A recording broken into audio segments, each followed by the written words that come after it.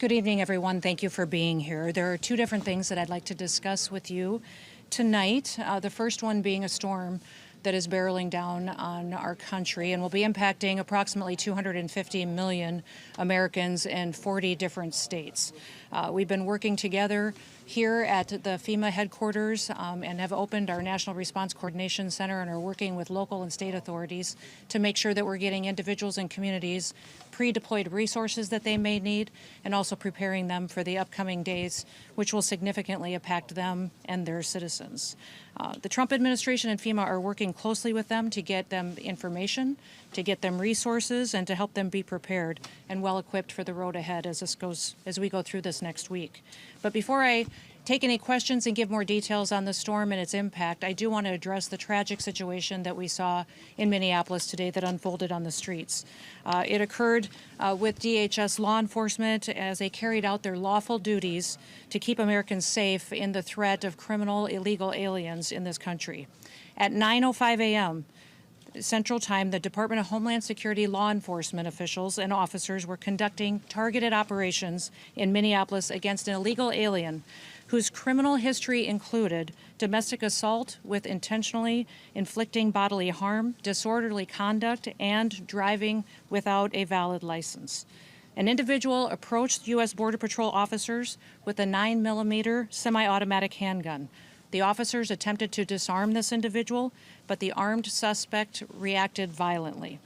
Fearing for his life and for the lives of his fellow officers around him, an agent fired defensive shots. Medics were on the scene immediately and attempted to deliver medical aid to the subject, but he was pronounced dead at the scene. The suspect also had 2 magazines with ammunition in them that held dozens of rounds. He also had no ID. This looks like a situation where an individual arrived at this scene to inflict maximum damage on individuals and to kill law enforcement.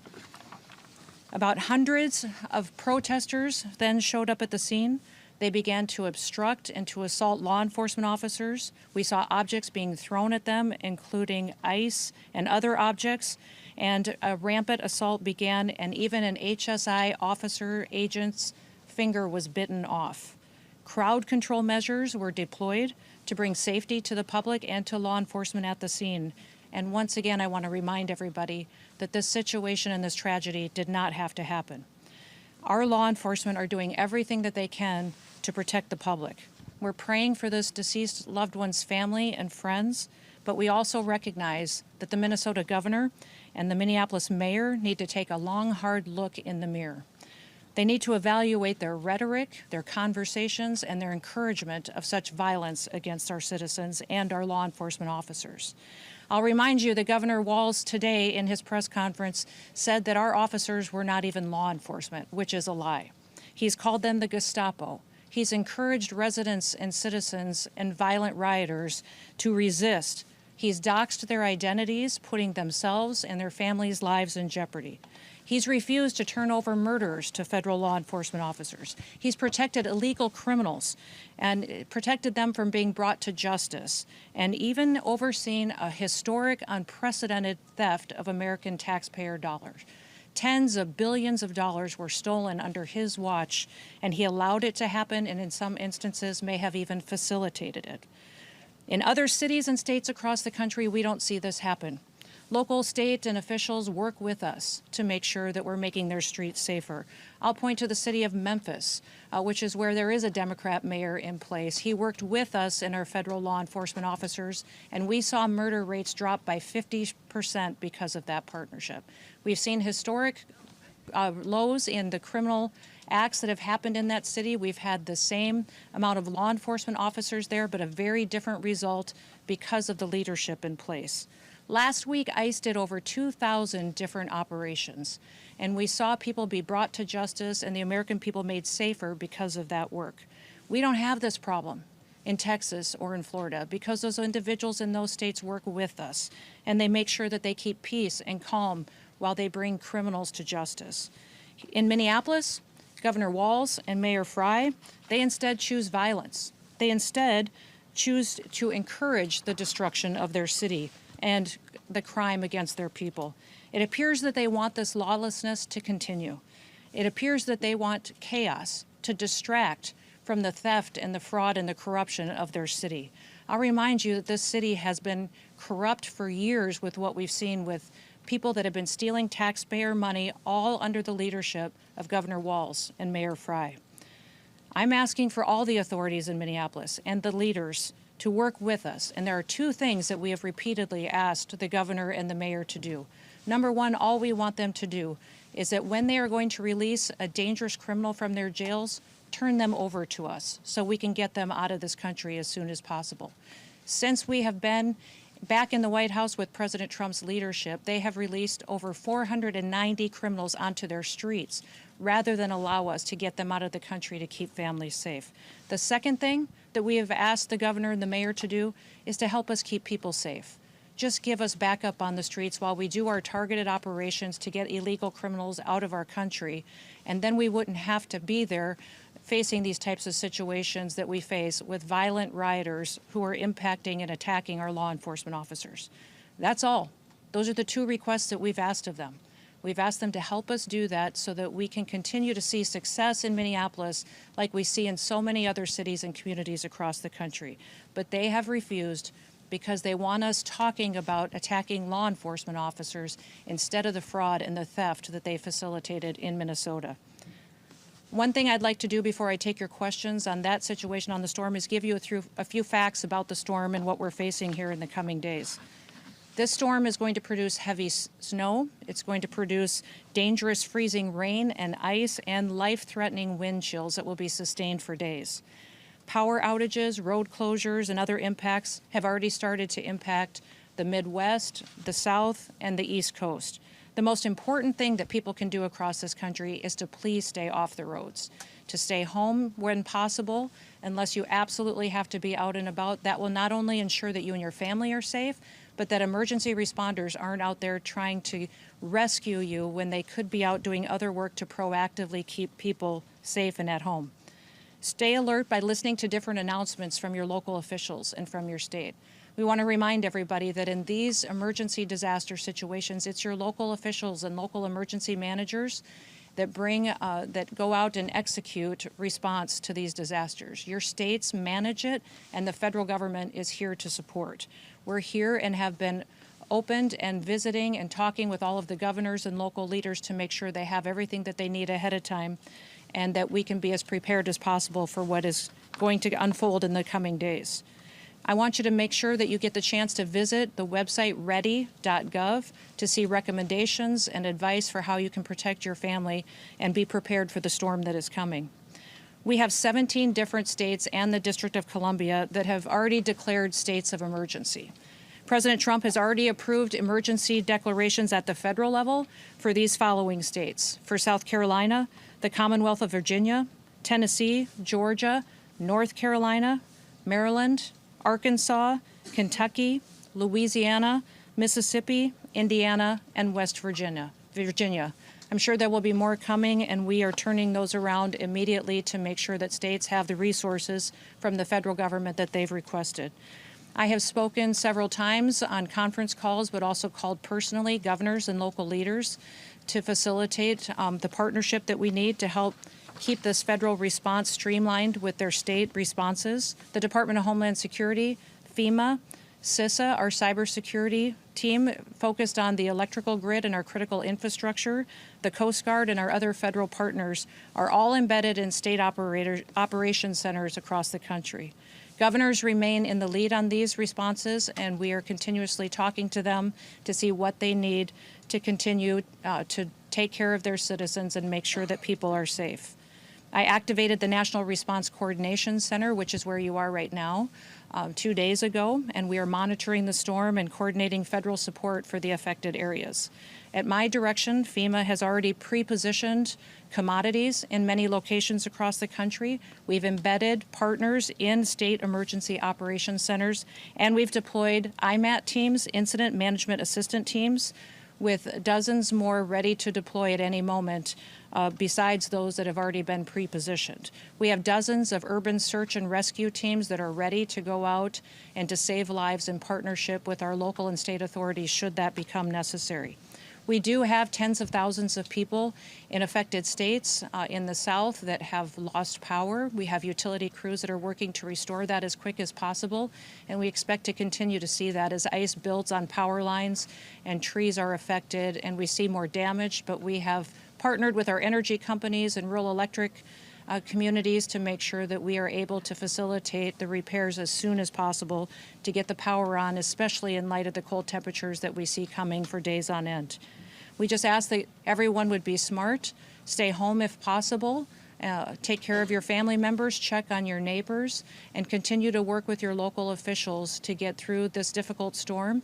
And we will continue to pray for God to bless this great country and all of the families and the public servants who get up and work to keep people safe. With that, I'll take any questions that you may have. Yes. Is DHS leading the investigation into this shooting? And if so, will there be a criminal investigation? And also, will we see body camera released from the officers involved? We are conducting this investigation just like we do all other officer-involved shootings, and will continue to do that.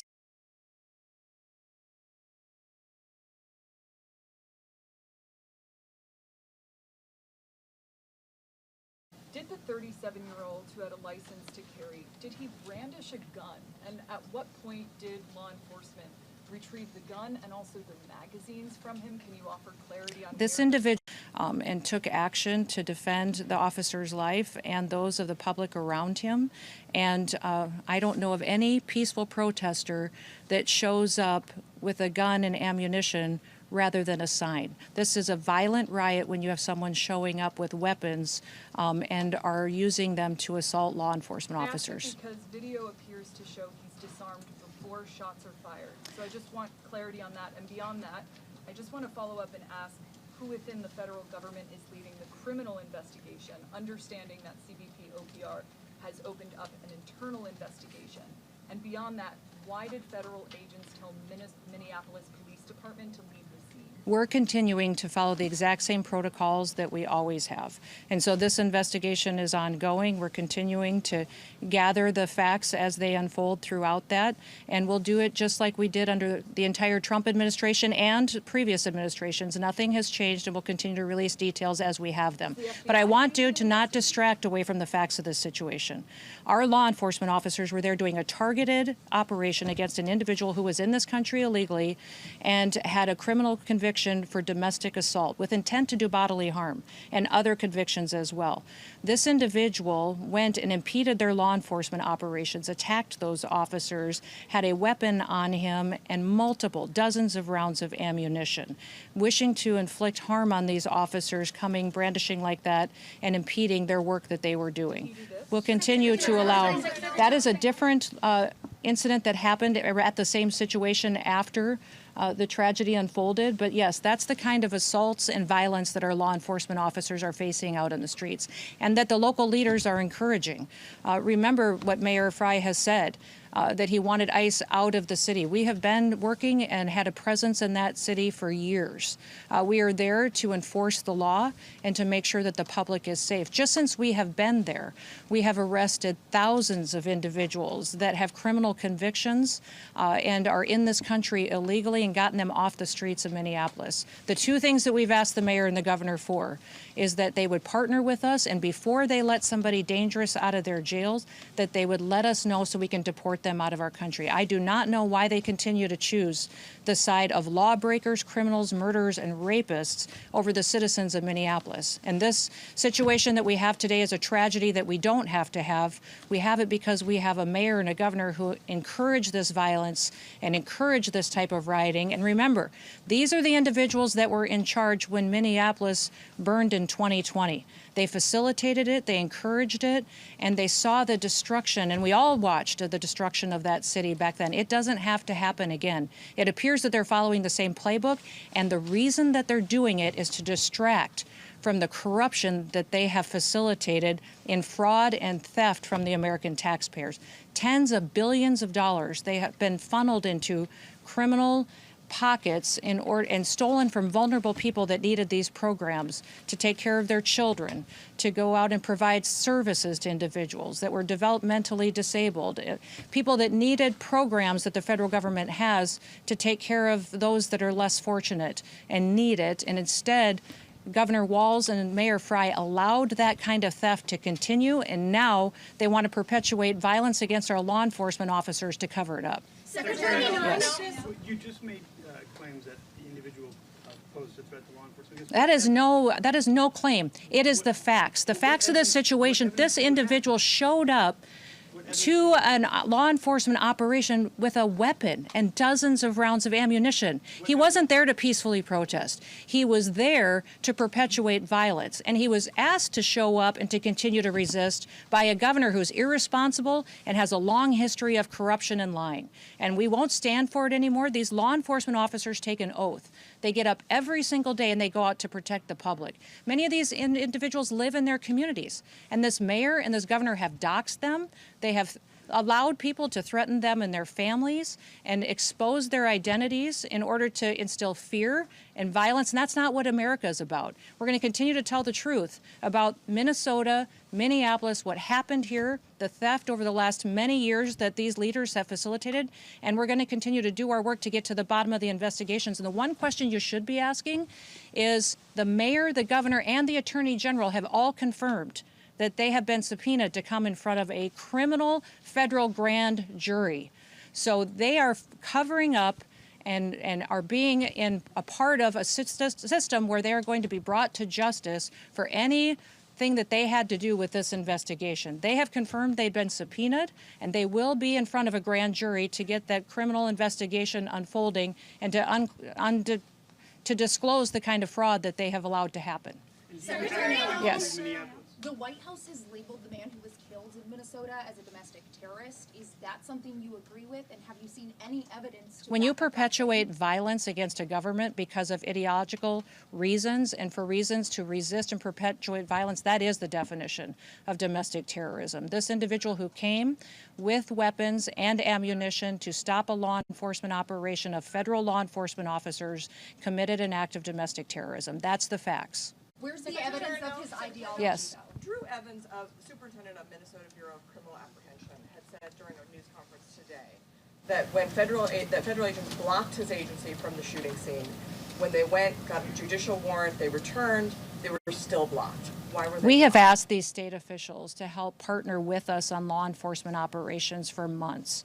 Ever since President Trump came into the White House, we've asked them for their partnership to stand alongside of us so we could do targeted operations against criminal illegal aliens and to help us make their streets safer. They have refused over and over and over again, and they have perpetuated a narrative that is absolutely false. And our federal law enforcement officers will continue to do their work, and they'll do that to make America safe again. Secretary Noem. Yes. Thank you. Sorry, this is the second DHS law enforcement operation shooting that's happened this year. There was another incident in Portland. 5 people have also died in immigration detention so far this year. Why is immigration enforcement becoming so deadly under your tenure? Immigration enforcement is exactly what the American people asked for. When we had a Democrat administration in the White House that facilitated an invasion of millions of people over our southern border and let people come into this country that were completely unvetted. We know for a fact that we had hundreds, if not thousands, of terrorists, suspected terrorists, criminal organizations and gangs that came in and have been committing criminal activities against American citizens for years now, that the American people said enough is enough. We want them out of our country. We want them brought to justice. And they trusted President Trump to go out there and to make America safe again. It is absolutely false to say that there's more incidents with our law enforcement than there was in history before. In fact, our accuracy and our operations are being conducted in a manner that is historic for accuracy and taking care of people and doing so safely. So the narrative with the press that they've perpetuated that we have more individuals that have been jeopardized or that our detention centers are is absolutely false. Our detention standards and the people that are being taken care of there are at the highest level they've ever been. They exceed state and local standards, and we'll continue to do that and make sure that people have the facts around how people are treated when they're brought into detention, and then we take them home. Secretary Noem. Yes. On the storm, a question on the storm. We've seen some reports about witnesses being taken to the Whipple Federal Building in Minneapolis. Could you explain why the witnesses of the shooting this morning have been taken to that building? The witnesses to, are you talking about the ones that have been detained that are illegal aliens? No, the witnesses, I think speak to the event in Minneapolis? I won't speak to the investigation and the details, and those will continue to unfold, but I do know that we're continuing to follow the same protocols that we always have. Secretary Noem, Was there a question back here on the storm? does anyone have a question on the storm? We are at FEMA headquarters. Secretary Noem, Yes. if these are targeted arrests, why are these immigration agents going after civilian protests out of their way? And second, This is your individual agency- impeded the law enforcement officers and attacked them. State the facts as they unfolded on the street today. We were doing a targeted operation against an illegal criminal, and this individual came with a weapon and dozens of rounds of ammunition and attacked them. And these agents took action to defend their lives and to defend the lives of the people around them and acted according to their training. And we will continue to let this process go forward and not allow people like Governor Walz and Mayor Frey to lie about what actually unfolded on that street. Now they have deemed this situation an unlawful assembly, and these leaders aren't even cleaning up the situation that they have as far as the violent riots that we see unfolding in Minneapolis right now. They need to be strong, take action, protect their citizens, and partner with us to go after these criminals that perpetuate violence and to keep our law enforcement officers safe.